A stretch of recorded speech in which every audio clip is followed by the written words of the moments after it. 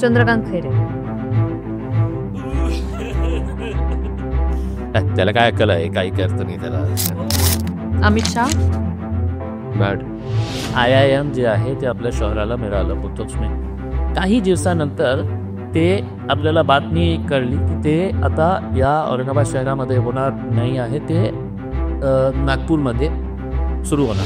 मी एकदा जिन्सी पोलीस स्टेशनवर बसलो होतो. मी त्यांना PIला सांगितलं की साहेब, इम्तियाज जलीलला जेव्हा हे माहीत असू शकतं की कोणत्या एरियामध्ये ड्रग्सचा एक कारोबार सुरू आहे, कोण विकत आहे, मग तुमच्या सगळं department, DB squad, crime branch त्यांना काय करत नाही. मेरा एक ब्रदर कॉल करके बोलता है कि मम्मी नींद में से उठ नहीं रहे हैं, वो कोमा में चले गए हैं करके. So she was hospitalise for 24 days. आणि मी सगळं काही सोडलं होतं त्या दिवसामध्ये.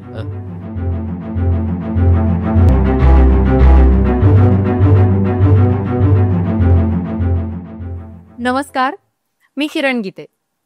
आजचा हा व्हिडिओ खूप खास असणार आहे. त्याची 2 कारणं आहेत. पहिलं म्हणजे अर्थातच आपल्या चॅनलचा म्हणजेच द किरण शोचा हा पहिला पॉडकास्ट असणार आहे. आणि दुसरं कारण म्हणजे ज्या व्यक्तीसोबत मी हा पॉडकास्ट शूट करते ते स्वतः कैक वर्ष एक पत्रकार होते. त्यानंतर पुढे 2014ला ते आमदार झाले.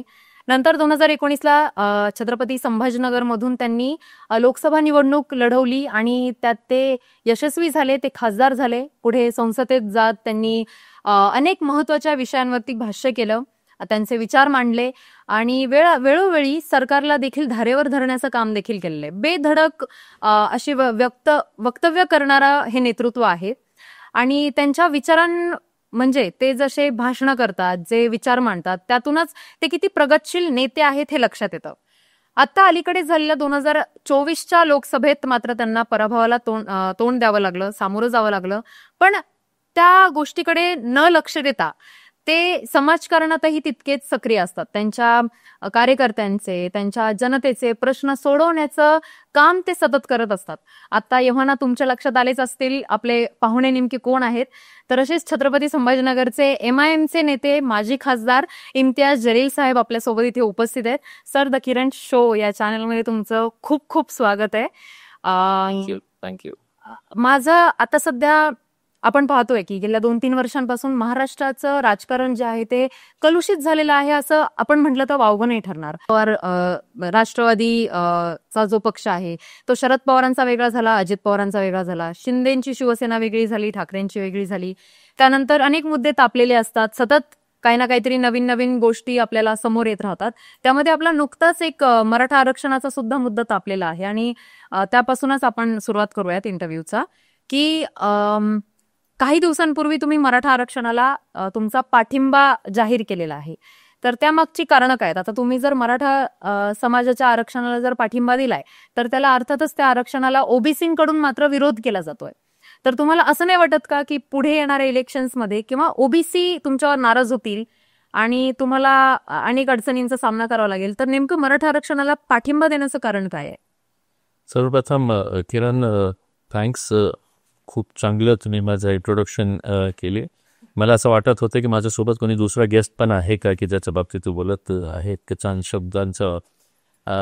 सर्वप्रथम मी आपल्याला कॉंग्रॅच्युलेशन्स देतो या कारणाने की मला चांगलं वाटतं जेव्हा यंग टॅलेंटेड यंगस्टर्स जे आहे या प्रोफेशनमध्ये येत आहे. कारण प्रामाणिकपणे सांगायचं असेल तर आज कोणी पत्रकारिता करायला तयार नाही आहे. जे आहे सब धंदे दुकान आपली चालवत आहे.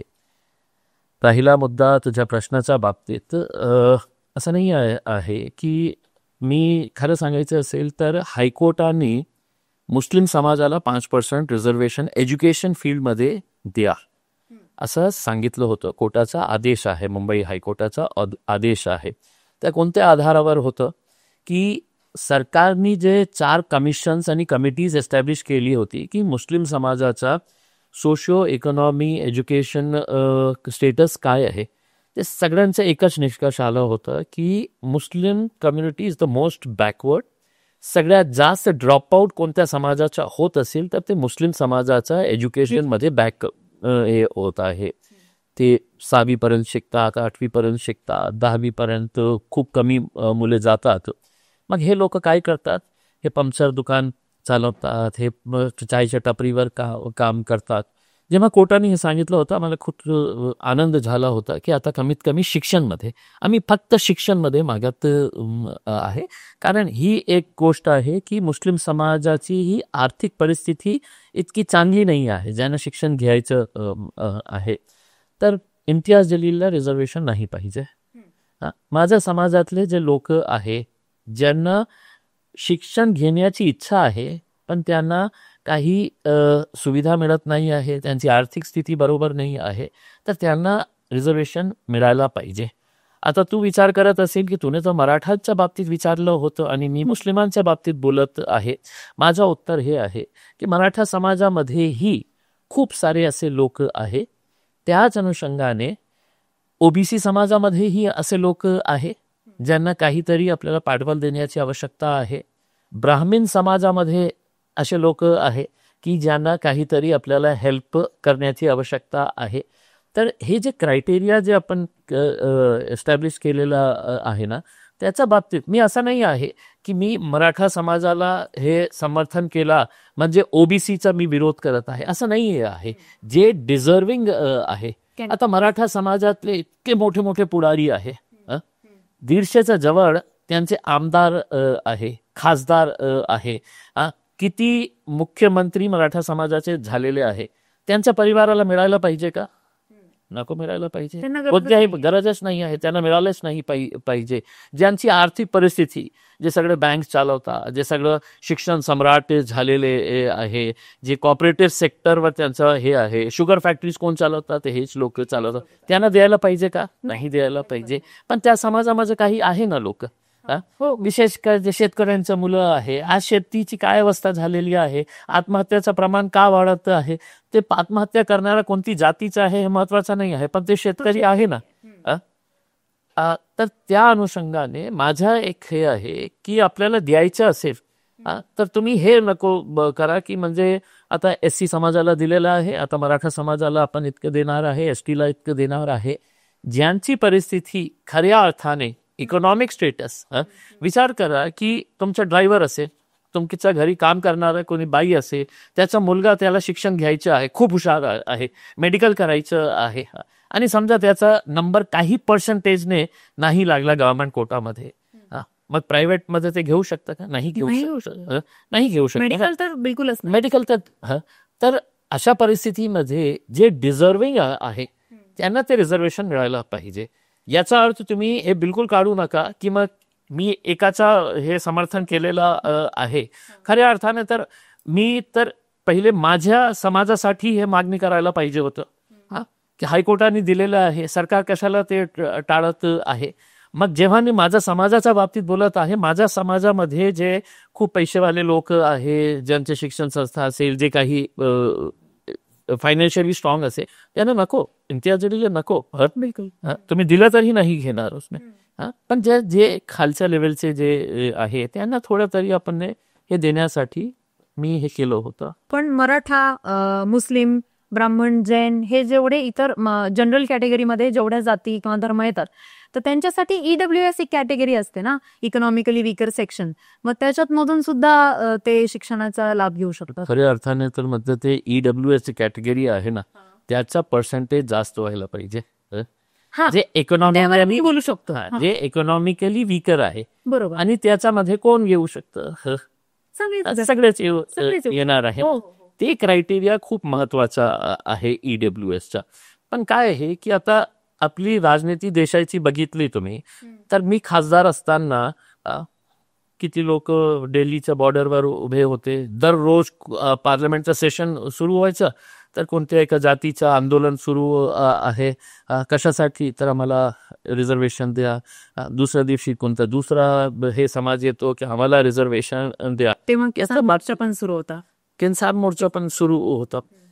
जाट लोक जे आहे त्यांना आपल्या रिझर्वेशनच्या बाबतीत आंदोलन हे होतं.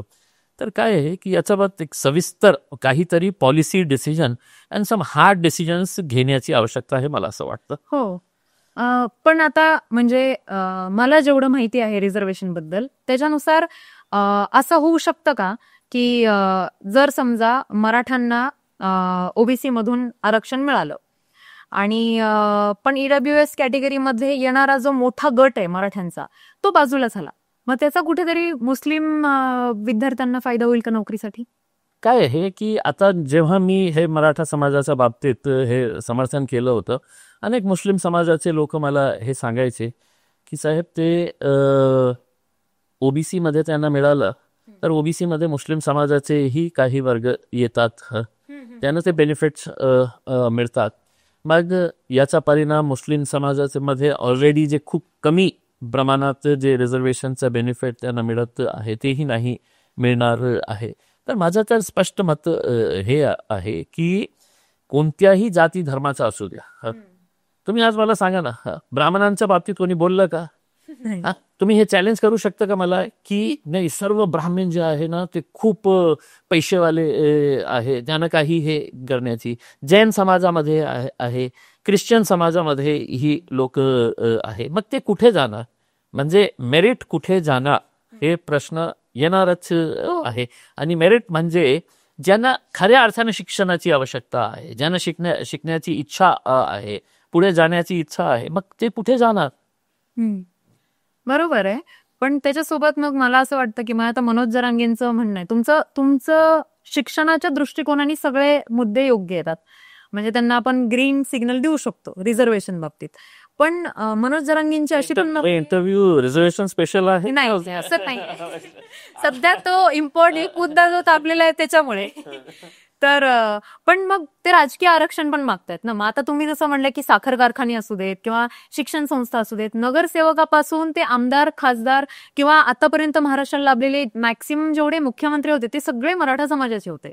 बघा, मी तर नाही का पॉलिटिकल रिझर्वेशनचा कट्टर विरोधी आहे, या कारणाने की इम्तियाज जलीलला जे संधी मिळाली होती लोकसभेमध्ये जाण्याची, विचार करा तुम्ही, या शहराला ज्याला एक कम्युनल टॅग लागलेला आहे की तर खूप हायपर सेन्सिटिव्ह सिटी आहे, काही झालं तर असं दंगा होता हिंदू मुस्लिमांचा. त्या काळात जेव्हा मी जिंकलो 2019ला, मला एक सिल्वर लाईनिंग का दिसली त्याच्यामध्ये की खूप सारे नॉन मुस्लिम एज्युकेटेड यंगस्टर्स जे आहे त्यांनी हे बघितलेलं नाही की हे माणूस कोणत्या पक्षाचा आहे करके.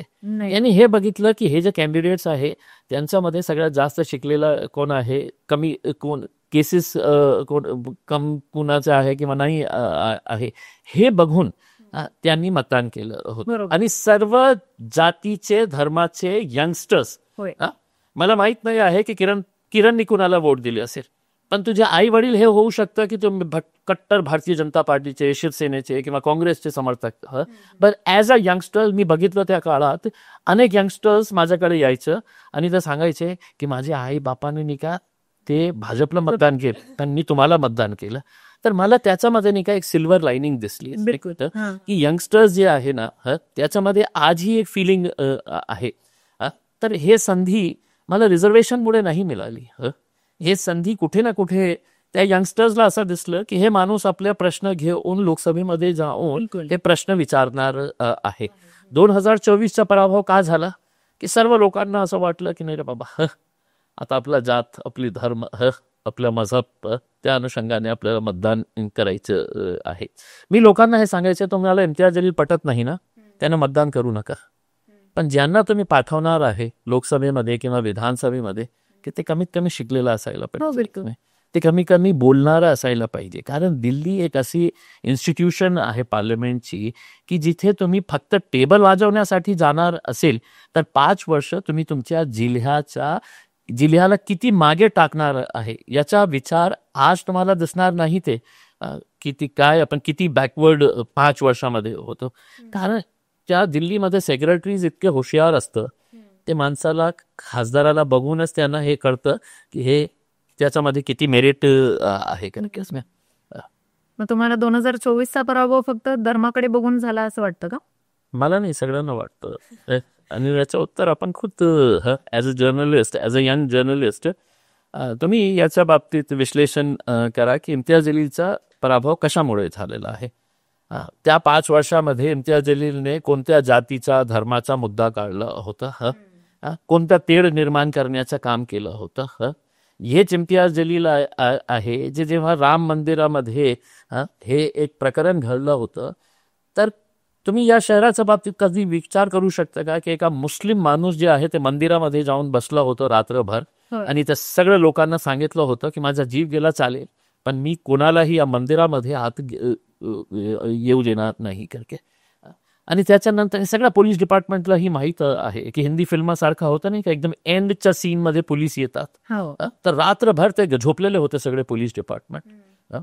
आणि मी नसलो असतं तर मला माहीत आहे की दुसऱ्या दिवशी जे रामनवमीचा त्योहार होणार होता, किती मोठा सण आहे ते दिवस आहे Hindu बांधवांसाठी.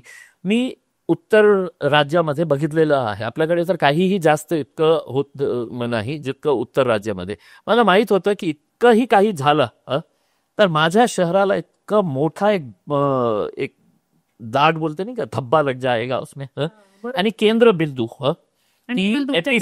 AP centre of riots in India की कशामुळे, तर या शहरामध्ये एका राम मंदिरामध्ये असा प्रकार घडला आणि त्याचा उद्रेक जे आहे पूर्ण देशामध्ये पसरला असता.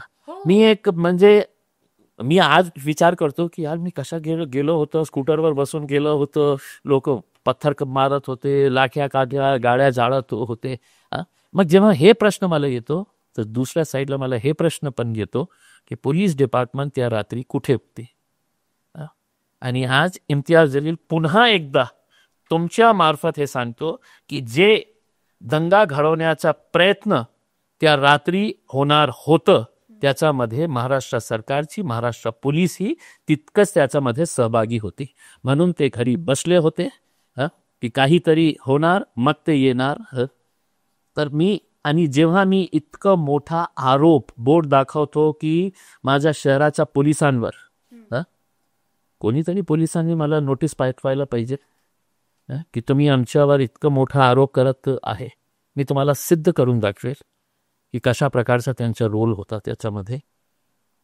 हे तेव्हा झालं जेव्हा तुम्ही खासदार होतात तेव्हा झालं. आणि तुम्हाला असा रचलेला डाव वाटतो का की तुमच्या खासदारकीच्या टर्म मध्ये हे असं जर झालं तर तो तुमच्या पर्सनॅलिटीवर किंवा तुमच्या कामकाजाच्या याच्यावर ते महत्व नाही होतं, ते इतकं महत्वाचं नाही होतं. मला माहित आहे की या देशामध्ये मागच्या काही वर्षामध्ये आपली जे राजनीतीचा एक टर्निंग पॉइंट होता, या देशाचा टर्निंग पॉइंट होता, ते बाबरी मस्जिद आणि राम जन्मभूमीच्या मुद्द्यावर ते सुरू झालं होतं. भगवान राम हे हिंदू धर्मियांसाठी किती आदराचं स्थान आहे हे आम्हालाही माहीत आहे, थोडंसं शिक्षित असल्यामुळे. आणि त्यांच्या रामनवमीच्या दिवशी असा प्रकार घडणार असला, इम्तियाज जलील येणार जाणार, इम्तियाज जलील कोण आहे इतकं महत्वाचं नाही आहे, पण जे एक कम्युनल टॅग या शहराला लागलं होतं उसमें बहुतेक मला असं वाटतं आणि खूप प्रामाणिकपणे मी सांगतो की आज जे इंडस्ट्रीज आपल्याला शेंद्रा किंवा बेडकीनमध्ये येत आहे, ते दंगल घडली असती तर ते कधीही इथे आली नसती. आणि त्याचा फटका कोणाला बसला होता, कोणाला, तर हे सगळे आपले यंगस्टर्स जे आहे ते शिक्षण घेत आहे पण नोकऱ्या मिळत नाही आहे. आता उद्योग येणार, आणि उद्योग कधी येणार, जेव्हा कोणत्याही शहराचा एक सोशल फॅब्रिक जे आहे ते चांगलं असणार. दंगलीच्या शहरामध्ये कोणी जाऊन येतो आपले पैसे काढून इन्व्हेस्ट करणार का?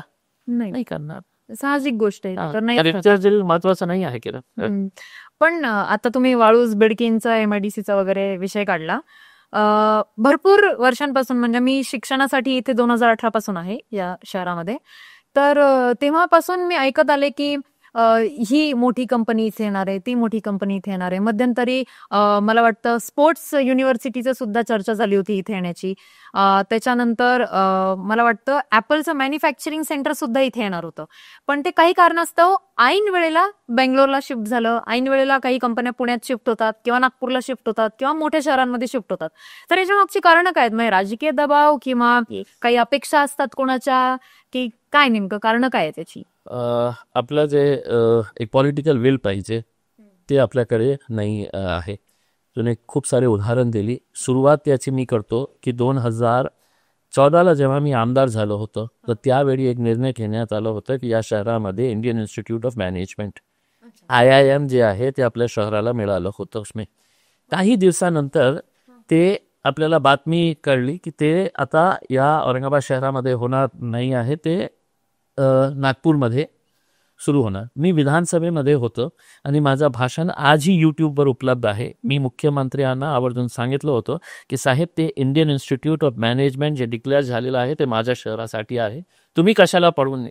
तर देवेंद्र फडणवीस मुख्यमंत्री साहेब होते, त्यांनी त्यावेळी उभे राहून त्यांनी एक घोषणा केली होती, Indian institute of architecture and design, नाही, international institute of architecture and design, हे आम्ही या शहराला देणार आहे. त्याच्याऐवजी बर किती वर्ष झाले, 11 वर्ष मुख्यमंत्र्यांनी on the floor of the house घोषणा केली. आणि जेव्हा एक मुख्यमंत्री on the floor of the house घोषणा करतं तर ते सरकारचा प्रॉमिस असतं. हो ते प्रॉमिस असते लोकांना की मी हे बोललं. आता हे आलं का? नाही आलं. IIM सुरू झालं नागपूरमध्ये. हो मग हे आर्किटेक्चर अँड डिझाईनच्या जे इंटरनॅशनल दर्जाचं एक इन्स्टिट्यूट आपल्या शहराला मिळालं पाहिजे होतं, नाही मिळालं.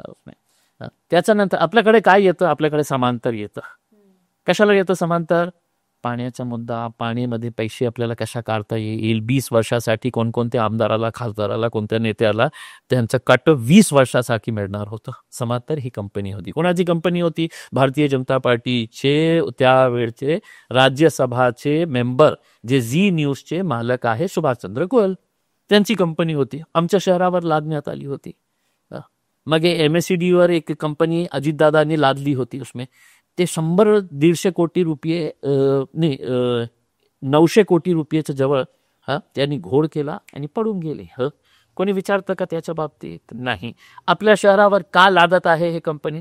मी आपल्याला सांगतो की जेव्हा मंत्रालयामध्ये एक मीटिंग होती, इम्तियाज जलील नवीन आमदार अशी मीटिंग घेतली होती देवेंद्र फडणवीस साहेबांनी, सगळे सेक्रेटरीज आणि ते समांतरचे मोठे मोठे जे हे आहे ऑफिसर जे होते, सगळे सूट बूट घालून आले होते. आणि इम्तियाज जलील 24 वर्षाचा पत्रकारितेच्या नंतर आमदार झाले होते. उसके अंदर ते पत्रकार जिवंत होता. त्या मीटिंगमध्ये त्यांनी सगळं समजावून सांगितलं की ती चांगली कंपनी आहे, आपल्याला पाणी मिळणार आहे, ते समांतरला त्याचा विरोध करायचा नाही आहे. मी होतो, संजय शिरसाट साहेब त्यावेळी आमदार होते, अतुल सावे साहेब आमदार होते. त्यांनी सगळं प्रेझेंटेशन केलं. त्या ऑफिसर्सनी अंग्रेजीमध्ये फरफर त्यांना असं वाटलं की इम्तियाज जलीलला काही येत असेल का नाही आहे का.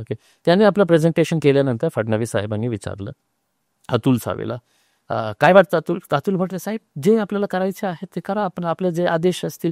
संजय शिरसाट साहेब आपण जे निर्णय घेण्याला मला मान्य आहे करके मला विचारलं. हा जलील साहेब काय करायचं? मी बोलले, सर मला एक प्रश्न विचारायचं आहे. बोलले हा विचारा ना.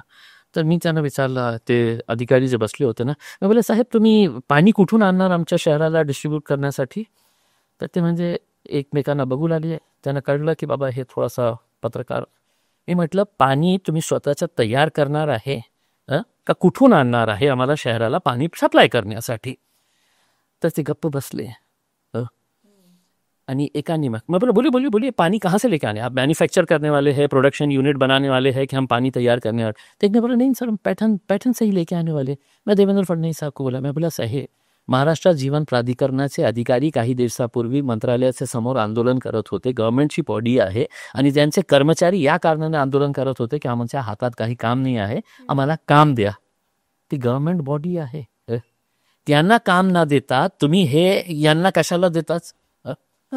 आणि मग देवेंद्र फडणवीस थोड़े से चिड़ले उसके अंदर. बोले इतने सालों से पानी का समस्या चल रही है और आप अगर इसका विरोध करेंगे उसमें तो पानी है तो औरंगाबाद को मिलेगा नहीं है. बोले अगले 20 साल तक मिलेगा नहीं करके उसमें. तो बोला सर इतकी चांगली कंपनी असेल. मी म्हणजे जे एक्झॅक्टली जसं झालं होतं ना उसमें आणि जे टोन होतं ना असंच टोन होतं. मैं बोला सर CM साहब अगर इतनी अच्छी कंपनी है तो आप नागपूर क्यों नहीं लेके जा रहे? आणि त्यावेळी असा उत्तर एका नवीन आमदार आलेला, फर्स्ट टाइम आमदार मुख्यमंत्र्यांना सेक्रेटरीच्या समोर सांगतो की इतकी चांगली आहे तर तुम्ही नागपूरला का घेऊन जात नाही आहे. ओके, ते इतकं चिडले माझ्यावर. असे फाईल्स घेतले. रहने दीजिए बोले उसमें, रहने दीजिए अब देखा जाएगा कब. ते कोणत्या वर्षाची गोष्ट आहे? 2015ची गोष्ट आहे.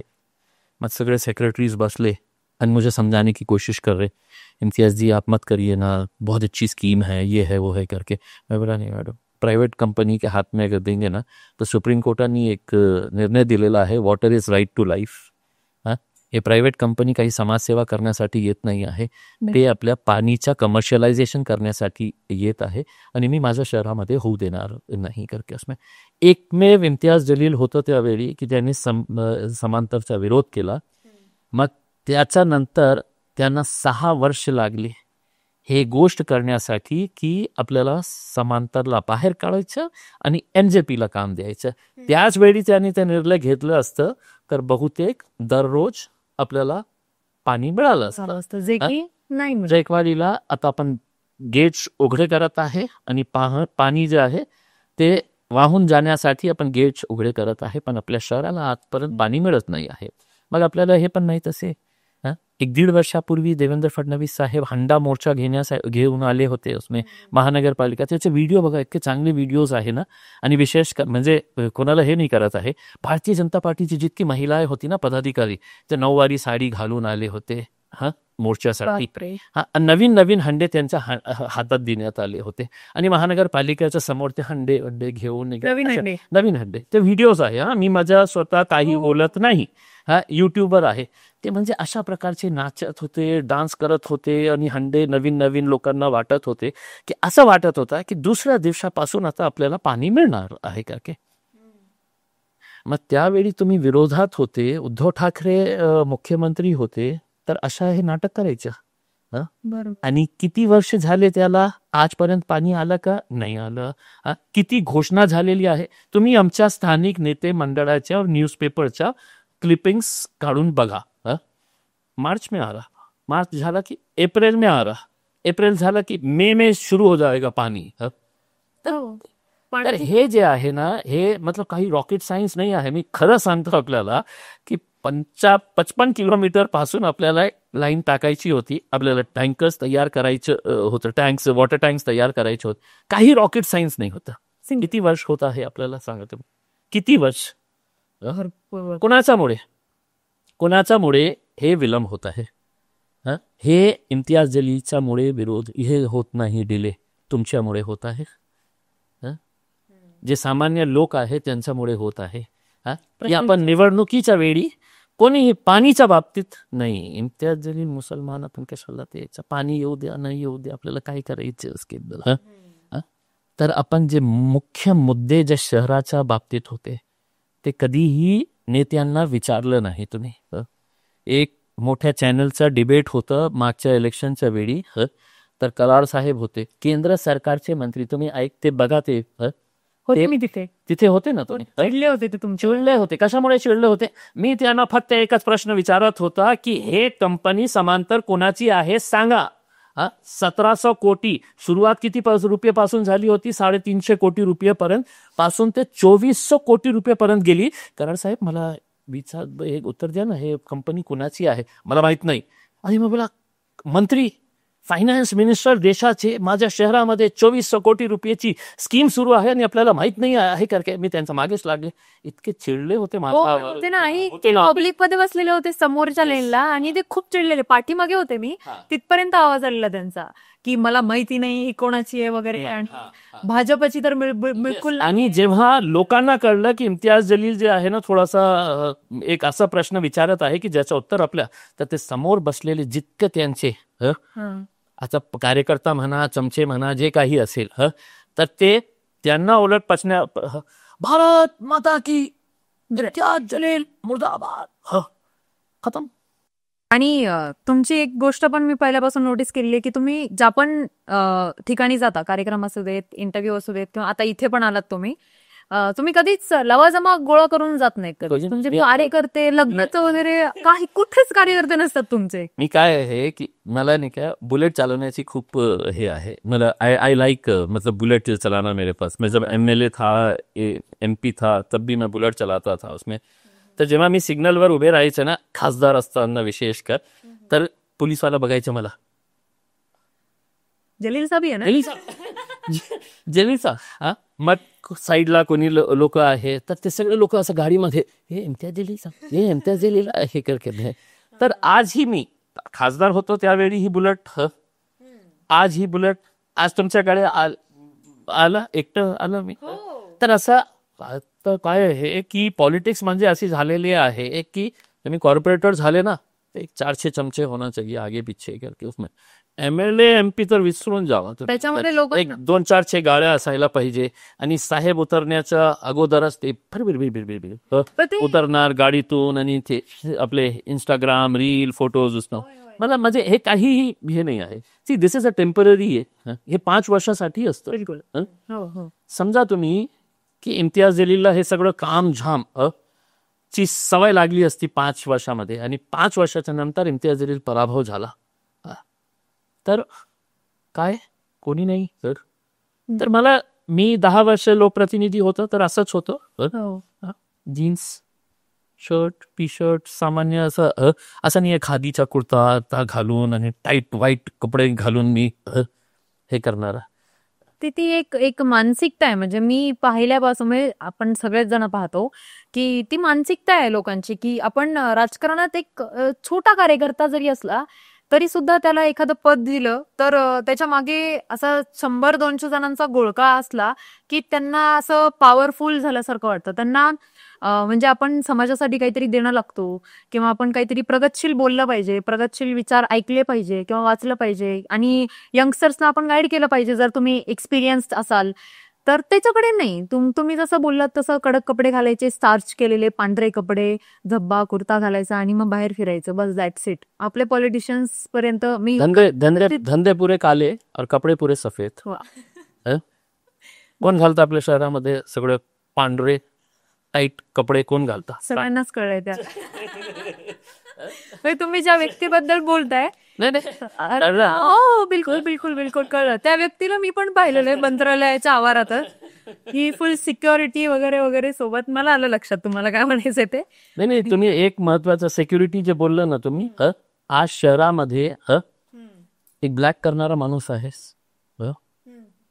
त्याला गार्ड देण्यात आलेला आहे या पोलीस डिपार्टमेंटने. कशामुळं? तर त्यांनी भाजपच्या एका नेत्याला मदत केली होती इलेक्शनच्या वेळी. ब्लॅक करतो. धोका आहे का? असे किती एक असे लोक आहे की ज्यांना काहीही हे नाही आहे पण एक स्टेटस सिम्बल की मी एक गार्ड घेऊन फिरत आहे. एक नाही हे इतके सारे जे आमदारांना जे तिथे गेले होते ना गुवाहाटीला काय डोंगर काय हे काय ते सगळ्यांना इतकं सारे सिक्युरिटी देण्यात आलेली आहे. इतकंच घाबरत असेल घरी बसा ना.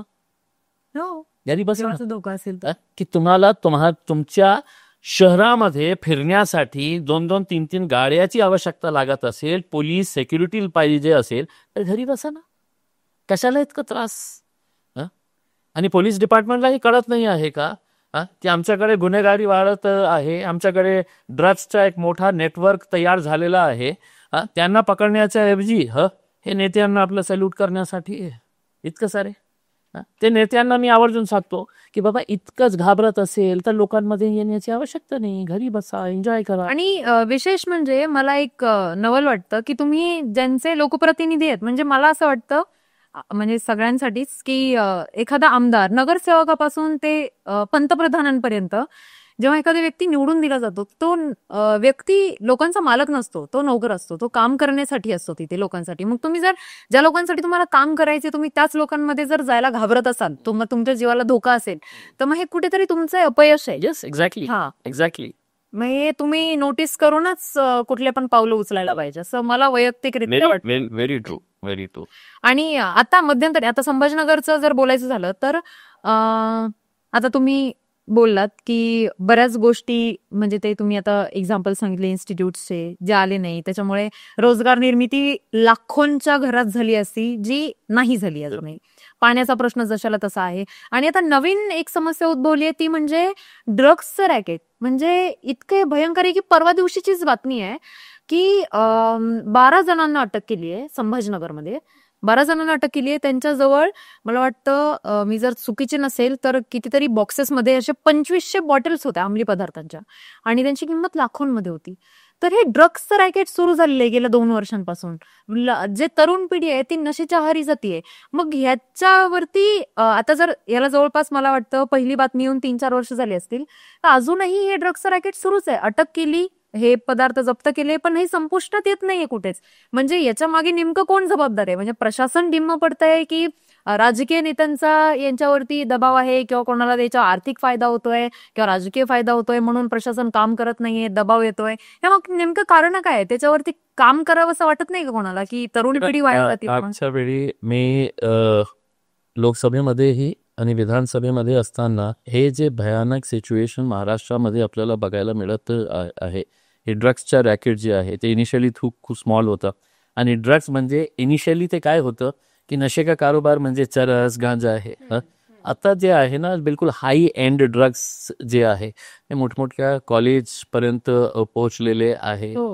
मोठ्या मोठ्या घराण्याचे जे मुले आणि मुली आहे, आपल्याला आश्चर्य वाटेल की अनेक असे girls from reputed families they have also become addicted to drugs. ये मैं किसी का नाम नहीं ले सकता हूँ, लेकिन मला ही विश्वास बसला नहीं होतं की यार इनकी बेटी मला ही विश्वास बसला नाही होता. आता प्रश्न हे आहे की मागच्या काही दिवसामध्ये आपण बघितलं असेल की NDPS असू द्या किंवा पोलीस कमिशनर प्रवीण पवार साहेब जे आणि DCP जे आहे ते जे काम करत आहे ते खरं अर्थाने ते सराहनीय आहे. आणि तुम्ही 12 लोक म्हटलेले आहे, 35 लोक आहेत ते 35 ज्यांचं नाव आलेलं आहे की हे सप्लाय करणारा कोण आहे. सप्लाय करणारे जे आहे ना ते 3 लोक आहे जे नाशिकहून ते मागवायचं आणि हे सगळं जे आहे हे मुलांना द्यायचं. 10 रुपयाची एक बटन असतं, 10 रुपयाचं एक आणि त्याची किंमत जी आहे ना ते ग्राहकपर्यंत पोहोचण्यापर्यंत 150 किंवा 200 रुपयाला एक विकलं जातं. तर हे जे 35 मुले आहे कोण आहे, तर ऑल ऑफ देम मला असं वाटतं एक आहे ते सगळं मुस्लिम युवक आहे. बापरे. ओके. जे पेडलर्स आपण ज्याला म्हणतो. तर मी त्यावेळीही सांगितलं होतं एका सिस्टमॅटिक वे मध्ये हे ड्रग्सच्या रॅकेट असा पसरण्याचा हे खूप प्लॅन वे में हे सगळं सुरू आहे. ज्या ज्या एरियामध्ये पकडण्यात आलेलं आहे, ज्या ज्या एरियामध्ये मी सांगतो की कटकट गेट असू द्या, किराडपुरा असू द्या, रोशन गेटला जे झालेलं आहे त्या एरियाच्या पोलीस स्टेशनने अरेस्ट नाही केलं. त्यांची जे स्पेशल टीम होती, NDPS ची टीम होती किंवा DCP ची होती टीम किंवा CP ची टीम होती, याचा अर्थ काय आहे की त्या पोलीस स्टेशनला माहीत आहे की या एरियामध्ये ड्रग्स कोणीतरी विकत आहे, पण ते याच्यावर कारवाई का करत नाही आहे, कारण त्यांना हफ्ते त्यांच्याकडून मिळत आहे. म्हणून बाहेरची टीमला तिथे जाऊन आता समजा पोलीस कमिशनरांनी असा निर्णय घेतला की ज्या एरियामध्ये ड्रग्स आम्हाला सापडतील त्या एरियाचे PIला आम्ही ट्रान्सफर करणार आणि त्यांना आम्ही येतो कंट्रोल रूम मध्ये. तुम्ही बघा बंद होणार 4 दिवसामध्ये शहराच्या पूर्ण ड्रग्स रॅकेट जे आहे ना संपुष्टात येईल. मी एकदा जिन्सी पोलीस स्टेशन बसलो होतो, मी त्यांना PIला सांगितलं की साहेब इम्तियाज जलीलला जेव्हा हे माहीत असू शकतं की कोणत्या एरियामध्ये ड्रग्सचा हे कारोबार सुरू आहे, कोण विकत आहे, मग तुमच्या सगळं department DB squad crime branch का करत नाही? याचं उत्तर त्याच्याकडे घेण्याची काही आवश्यकता नाही. मलाही करते आणि सामान्य लोकांनाही करतोच नाही. पण इतकं भयानक हे सिच्युएशन आहे की एकदा माणूस ते नशेच्या कारभारमध्ये आलं ना की कुणालाही म्हणजे सेफ रहना नहीं है, क्योंकि एक मरतबा जब वो नशे के अंदर आ जाता है तो उसको समझ में नहीं आता है वो क्या कर रहा है करके. एंड ही कैन म्हणजे आपण एक ॲनालिसिस केलं की मागच्या 3 वर्षामध्ये आपल्या शहरामध्ये जे मर्डर्स झालेले आहे किंवा मोठे मोठे क्राईम झालेले आहेत त्याचा आणि ड्रग्सच्या रिलेटेड जे संबंध आहे, मारणारा किंवा मरणारा ड्रग एडिक्ट होता किंवा दोघंही ड्रग एडिक्ट होते, हे 100% जे आहे ना ते कुठे ना कुठे क्राईमशी रिलेटेड आहे. आपल्याला क्राईम थांबायचं असेल तर हे ड्रग्सचं नेटवर्क आपल्याला पूर्णपणे थांबवायची आवश्यकता आहे. बिलकुल. आणि म्हणजे आता मध्यंतरी शहरातच अतिक्रमण हटाव मोहीम चालली, त्याच्यामध्ये अनेकांचे राहते घर सुद्धा पाडण्यात आले. तर तुम्हाला असं वाटतं का खरंच शहरात त्या अतिक्रमण हटाव मोहिमेनंतर बदल झाला किंवा सुधारणा? मी समर्थन करतो ते अतिक्रमण काढण्याचा. पण प्रश्न ये होतो की सुप्रीम कोर्टाची गाईडलाईन्स आहे की पावसाळ्याच्या वेळी कोणत्याही प्रकारच्या आपण डेमोलिशन, अतिक्रमण, इलिगल कन्स्ट्रक्शन्स आपण काढू नये. प्रश्न हे उपस्थित येतो की किती आपण आकडे बघितलं असेल की कमिशनर साहेब सांगतं की आज आम्ही इतके पाळले. ते उभे कसे होते? कधी झाले? ओव्हरनाईट झाले? रात्री जेव्हा आपण झोपत होते तर त्यावेळी इमिजिएट कन्स्ट्रक्शन सुरू झाले. त्यावेळी तुमच्याच डिपार्टमेंटचे बिल्डिंग इन्स्पेक्टर असू द्या किंवा त्याचे वॉर्ड अधिकारी असू द्या, कर्मचारी असू द्या, हे पैसे घेऊन बांधा तुम्ही. नाहीतर इलिगल इतकं कन्स्ट्रक्शन्स कसे उभे होतात एका शहरामध्ये? आणि जेव्हा तुम्ही पाळलं तर खूप सारे गोरगरीब लोक पण आहे, काही नाही आहे, ते रस्त्यावर आलेले आहे. मी त्यांना काय सांगितलं होतं, इतकं वर्ष होते ना ते, तुम्ही पैसे आपल्या खिशात ठेवा. कमिशनरला मी सांगितलं होतं, पुन्हा सांगतो तुम्ही आपल्या खिशात पैसे ठेवा. टेंडर काढा की या रस्त्याचं आम्ही अतिक्रमण काढणार आहे आणि ज्या दिवशी आम्ही अतिक्रमण सगळं काढणार आहे त्याच्या 8 दिवसानंतर इमिजिएट आम्ही रोडचं काम सुरू करणार आहे, पेवर ब्लॉक्सचं आम्ही काम सुरू करणार आहे. पाळलं कधी? मार्चमध्ये, एप्रिलमध्ये, मे मध्ये काढलं. पावसाळ्यात येत होतं, जूनमध्ये काढलं, जुलै. आतापर्यंत अनेक असे एरियाज आहे तिथे ते पुन्हा आपल्याला बांधण्यास सुरुवात केलेली आहे की त्यांना माहीत आहे की मीडियाची पब्लिसिटी मिळालेली आहे, आकडे दिलेले आहे की आम्ही इतके पाडले. रोड तयार केलं का? नाही. करणार का? माहीत आहेच. God knows. का God knows? Because you need lot of money. आप पूरे शहर को तोड़फोड़ कर डाल रहे हैं उसमें, तो आपके पास जेब में पैसे ही नहीं है. मी दिल्लीला जात होते एका मीटिंगसाठी, तर महानगरपालिकेचे 2 अधिकारी मला त्या फ्लाईटमध्ये भेटले. मी त्यांना विचारलं, काय सर कैसे दिल्ली जा रहे हैं? बोले सर कटोरा लेके जा रहे हैं गडकरी साहब के पास कि कुछ पैसे दो करके हमारे को, उसमें हमने रोड का काम करना है. लिटरली सीधा बोला, लिटरली दिस वर्ड्स उसमें. मग कटोरा घेऊन पहिले अगोदर गेले असते, मग पाडापाडी केली असती, लोकांना सांगितलं असतं की बाबा 3 महिने 4 महिन्याच्या पावसाळ्याच्या नंतर आम्ही हे पाडणार म्हणजे पाडणार. त्यावेळी सगळं नेते मंडळी ही तुम्हाला साथ दिली असती. पाडलं, मलबा तिथेच उभे आहे, रस्त्याचं काही काम होत नाही. पैसे कोण देणार? राज्य सरकार देणार? केंद्र सरकार देणार? कोण देणार? आतापर्यंत त्याच्या बाबतीत काहीही निर्णय झाल्यामध्ये ताळमेळ नाहीये बिलकुल. ती पाळणं खूप सोपं आहे ना. उसमें पाळण्यासाठी काय आहे, किती चांगलं दिसत होते ना. उसमें रील्स बघितलं का तुम्ही? असे 25-25, 30-30 बुलडोझर्स चाललेले आहे, रील ऑफिसर्स, अधिकारी, पाडंपाडी सुरू आहे. त्याचा शहराचं डेव्हलपमेंट व्हायला पाहिजे, 100% व्हायला पाहिजे. अतिक्रमणचं आम्ही कोणत्याही परिस्थितीमध्ये आम्ही समर्थन करत नाही आहे. आम्ही 100% मी त्यांना हे केलं होतं की व्हेरी गुड ऍक्शन, लेकिन आप तोड़ रहे हैं तो आप रोड भी बनाइएगा इमीडिएट. जैसे मतलब जसं त्यांनी जितकं फास्ट पाडापाडीचं काम केलं, जितकं फास्ट रील्स व्हायरल झाल्या, बातम्या आल्या, पण तशा पद्धतीने तुम्ही पुढचं काम पण डेव्हलपमेंटचं पण काम करायला पाहिजे. पण ते तुम्ही जसं सांगितलं, मलबे असे जशाला तसे पडलेले आहेत त्या ठिकाणी, जशाला तसे घरं अर्धवट तुटलेले आहेत, त्याचे गज बाहेर आलेले आहेत, रस्त्यावरती पडलेले आहेत, ते ना रहदारीसाठी वापरता येतोय ना तिथल्या नागरिकांचं सुद्धा नुकसान झालंय आणि बरेच लोक रस्त्यावर पण आले आहेत. आणि कमीत कमी माझी अपेक्षा हे आहे की समजा एका एरियामध्ये खूप सारे इलिगल कन्स्ट्रक्शन्स आहे, तुमच्या महानगरपालिकेच्या एका कर्मचाऱ्याला त्या वॉर्डच्या बिल्डिंग इन्स्पेक्टर असू द्या, वॉर्ड अधिकारी असू द्या, याच्यावर कारवाई थोडीशी करायला पाहिजे. नाही करायला पाहिजे की ते डोळे झाकून बसलेला होता एसी कॅबिन मध्ये, की ला रे पैशाला क्या बनाना है तेरे को बना, म्हणजे त्याच्यावर ही कारवाई व्हायला पाहिजे. नाही व्हायला पाहिजे. कमीत कमी महानगरपालिकेचे आयुक्ताने एक संदेश द्यायला पाहिजे की ज्या एरियामध्ये सगळ्यात जास्त इलिगल कन्स्ट्रक्शन्स मला मिळेल त्याचा वॉर्ड अधिकाऱ्याला मी सस्पेंड करणार आहे. केलं नाही केलं. एका दिवसामध्ये ते सगळं आलं नाही आलं. इतकं दिवस कन्स्ट्रक्शन इलिगल होतं, सगळे गप्प बसले होते आणि एक कमिशनर येतो बुलडोझर्सची फौज फाटा घेऊन. काढा तुम्ही, आम्ही समर्थन करणार आहे, पण थोडंसं प्लॅनिंग करून केलं असतं तर चांगलं. म्हणजे डेव्हलपमेंट, शहराच्या डेव्हलपमेंटला जर त्याची मदत होत असेल आणि ते अतिक्रमण आहे तर अर्थातच ते इलिगल आहे, मग तुम्ही पण तसा प्रगती पण करायला पाहिजे. तो मुद्दा पण महत्वाचा आहे. आणि आपण पाहिलं तर महापालिकेमध्ये सुद्धा म्हणजे बऱ्याच जणांचं पण मी ऐकलं. माझे काही मित्र आहेत, काही मैत्रिणी आहेत, ज्यांचे वडील किंवा आई महापालिकेमध्ये काम करत होते, छोट्या पोस्टवरून मोठ्या पोस्टपर्यंत. पण ते जेव्हा रिटायर झाले तेव्हा, आता माझा तर एक मित्र आहे की ज्याचे वडील रिटायर होऊन जवळपास 3-1 वर्ष झाले, पण त्यांचं मध्यंतरी हार्टचं ऑपरेशन सुद्धा झालं, ओपन हार्ट सर्जरी झाली त्यांची, आणि त्यांच्यासाठी त्यांना पैसे नव्हते, त्यांना आर्थिक, gratuity आणि त्यांना पैसे नाही मिळाले. Exactly. आणि ते डिरेक्टली सांगतात की फंड्सच नाहीयेत, आम्ही कुठून पैसे देणार. पण असे कसे फंड्स नसतात?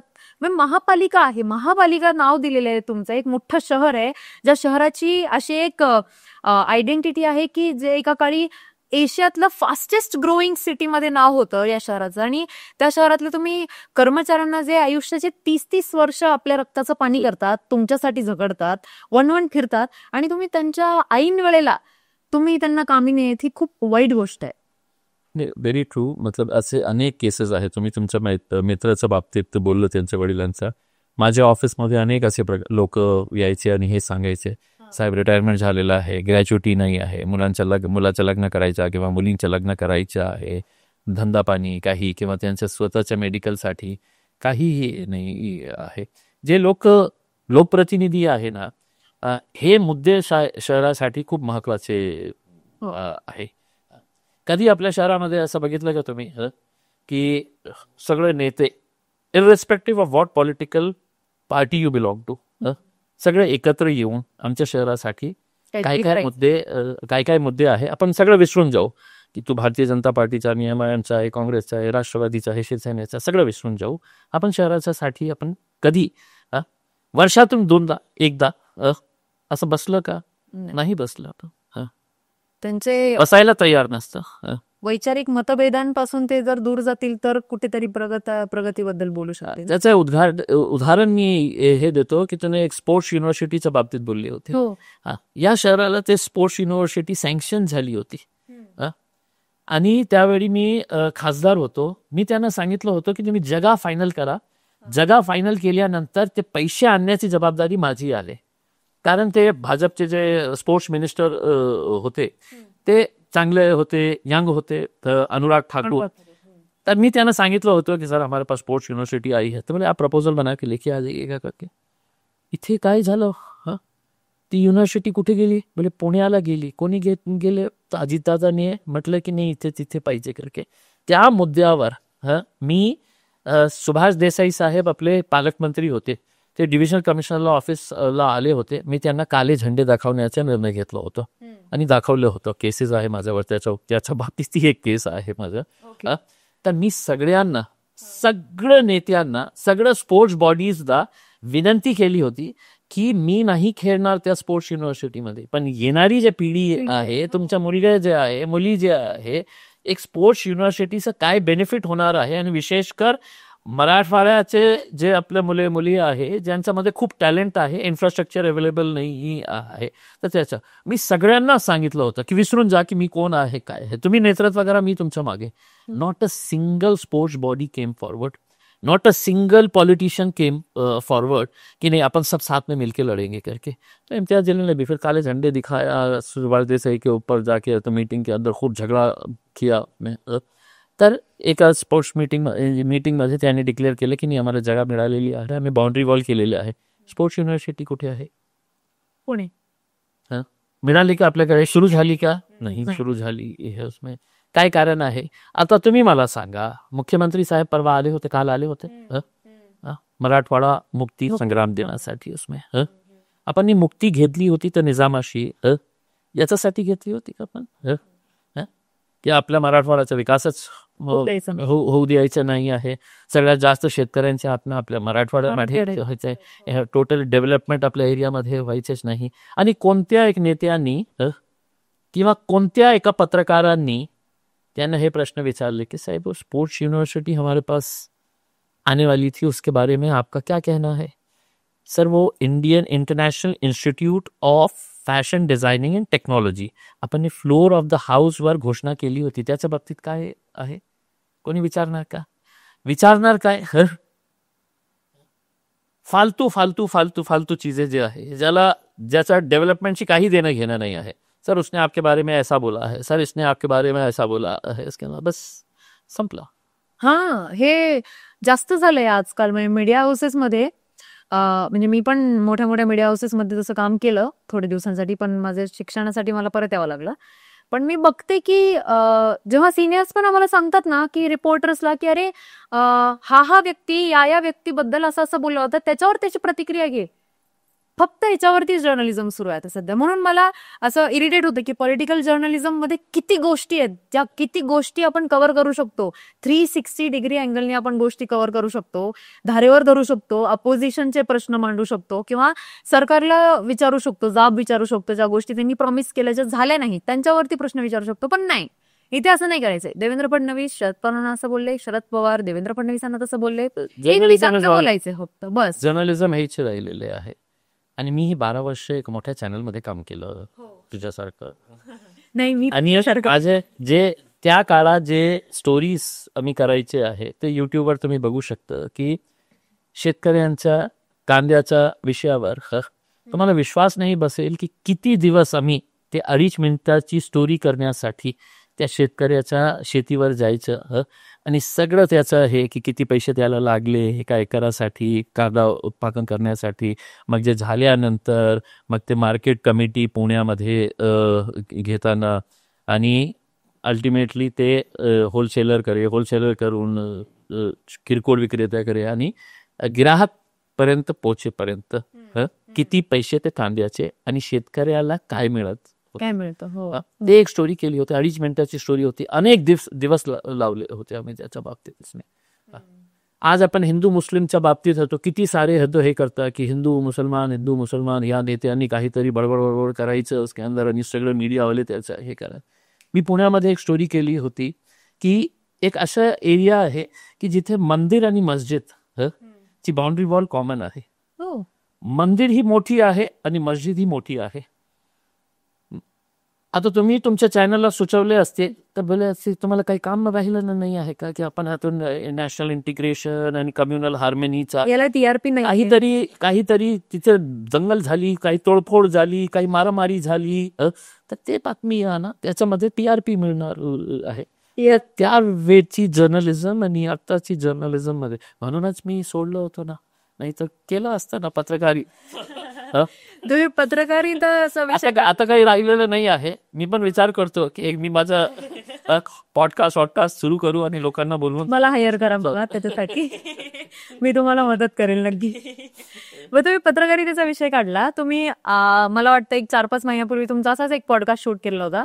त्याच्यामध्ये तुम्ही सांगितलेलं आहे की तुम्हाला तुमच्या आईच्या जवळ राहायचं होतं म्हणून तुम्ही शहर सोडून न जाण्याचा म्हणजे निर्णय घेतलेला होता. नाही देखा बघा किरण, म्हणजे सगळ्यात जवळ आई आणि माझ्यासाठी तर म्हणजे शी was everything.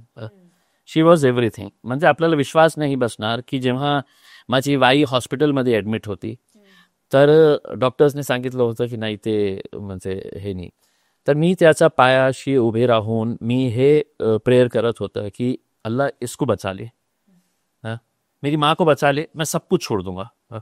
End trust me, I would have left everything. मी राजनीती सगळं सोडलं असतं माझ्या आईसाठी की ती जिवंत राहिली असती. 22 दिवस ती हॉस्पिटलमध्ये ॲडमिट होती, कोमामध्ये होती. रात्री 10 वाजता आम्ही भेटलो, खूप हसी मजाक केली हमने रात में बैठ के उसके अंदर. आणि मला एका पार्टीमध्ये जायचं होतं. मी आईला सांगितलं की तू थांब, मैं भी एक पार्टी करके एक दावत शादी अटेंड करके आता हूँ करके. आणि ती गेली आणि तिने म्हटले माझी बहिणीला की वो आ जाएगा ना तो फिर मेरे को और रुकाएगा करके मैं जा रही हूँ करके. द नेक्स्ट डे मेरा एक ब्रदर कॉल करके बोलता है कि मम्मी नींद में से उठ नहीं रहे हैं, वो कोमा में चले गए हैं करके. So she was hospitalise for 24 days. आणि मी सगळं काही सोडलं होतं त्या दिवसामध्ये. आणि मी तिचा पाय धरून मी हे प्रार्थना करत होतो कि अल्लाह तू इसको जिंदा कर दे, इसकी आंखें खुलवा दे, मैं सब कुछ छोड़ दूंगा करके. कोणाला विश्वास बसणार नाही, पण मला माहित आहे की मी काय केलं असतं. खरंय, आई ही खूप नाजूक जागा असते, सेन्सिटिव्ह पॉइंट असतो प्रत्येकाच्या आयुष्यातला. ठीक आहे, आता आपण मुलाखतीच्या शेवटाकडे येऊयात. थँक्यू. मी आय होप मी तुम्हाला बोर नाही केलेलं आहे. आपण दोघांचं इतकं महत्व नाही आहे. ते तुला हे कमेंट्स मध्ये किती बोर केली रे तू, इतकं प्रश्न कशाला विचारती आहे, ते काय बकबक करत होत. पण आता माझं एक शेवटचं रॅपिड फायर करूयात आपण, की मी काही नेत्यांचे नावं घेईल आणि त्यांना तुम्हाला एका शब्दात तुम्हाला डिस्क्राईब करायचं. ठीक आहे? You okay? पाणी पाहिजे? नाही ठीक आहे. अर्थातच पहिले नरेंद्र मोदी.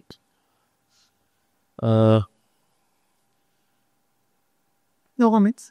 नाही, no comments means not good. Amit Shah. Bad. Asaduddin Owaisi. Speaks from his heart. Devendra Fadnavis. Talented. Ajit Pawar. Good administrator. Eknath Shinde. Guwahati. Sharad Pawar.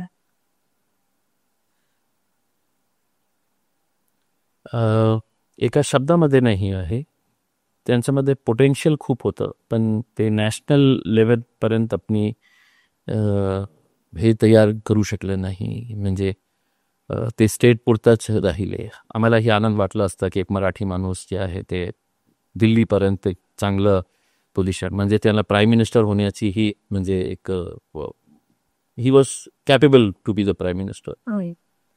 Chandrakant Khaire. त्याला काय अक्कल आहे, काही अर्थ नाही त्याला. नाही हे मी नाही बोलतो, मी त्याची त्याची नक्कल काळात त्याला काही कळत आहे. ते माझा इंटरव्ह्यू यायचं आय जस्ट लव्ह हिम. मतलब आय जस्ट लव्ह हिम. आणि ठीक आहे, काही असू द्या, मी त्यांचा आदर करतो. म्हणजे मी त्यांचा आदर करतो. I respect. मतलब त्याचं कारण एक आहे की आज जेव्हा सगळं पक्ष पैशासाठी आणि पदासाठी इथे जम करत आहे, त्यांनी ते प्रामाणिकता दाखवलेली आहे. अतुल सावे.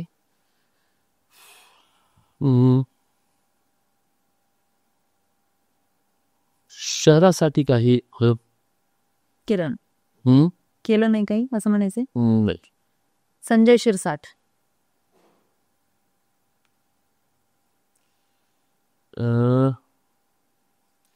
ते बॅगमध्ये नोटा नाही, कपडे होते. म्हणजे लोक किती मूर्ख होऊ शकतं. एक नेता आपल्या स्टेटमेंटवरून मी झूम करून हे बघत होतो की हे कपडे माझ्याकडे कशाला नाही आले, मी का नाही घातले हे इतके सारे चांगले कपडे, आणि ते बॅग मध्ये म्हणजे somebody must be a fool like to make such a statement. Pradeep Jaiswal. Pradeep Jaiswal चांगला माणूस आहे. Pradeep Jaiswal he is not communal. Okay. Manoj Jarange. Manoj Jarange त्या माणसाचा मी फॅन या कारणाने आहे की देशामध्ये खूप कमी लोक असे आहे की ज्यांनी एक मुवमेंट तयार केली आहे. एका काळात अण्णा हजारेला आम्ही समजायचं की बाबा लोकपाल शाखी त्यांनी, एक वेगळी गोष्ट आहे की अण्णाने सगळ्यांना उल्लू काढलं होतं. आणि आता जरांगेनी आपल्या समाजासाठी लढणारा भिडणारा. लक्ष्मण हाके. आता ते आपल्या समाजासाठी लढत आहे. माझं कधी इंटरॅक्शन झालेलं नाही आहे त्यांचं. ओके. आणि नुकतेच परिषदेवर असलेले संजय केणेकर. संजय केणेकर खूप बोलतो रे बाबा. आणि स्वतः Imtiaz Jaleel. Imtiaz Jaleel very down to earth. म्हणजे मला काही हे नाही आहे की ठीक आहे, मला ईश्वरांनी लोकांनी हे संधी दिली की लोकांची सेवा करण्यासाठी 5 वर्ष आमदार 5 वर्ष खासदार होण्याची. आता नाही राहिलं तरीही ती जे काम मी करत होतो आजही करत आहे. Simple living. This is motto. चालेल. धन्यवाद. तुम्ही आमच्या चॅनलवरती आलात, तुमचा महत्वाचा वेळ दिलात, त्यासाठी धन्यवाद. आणि wish you all the very best. Thank you.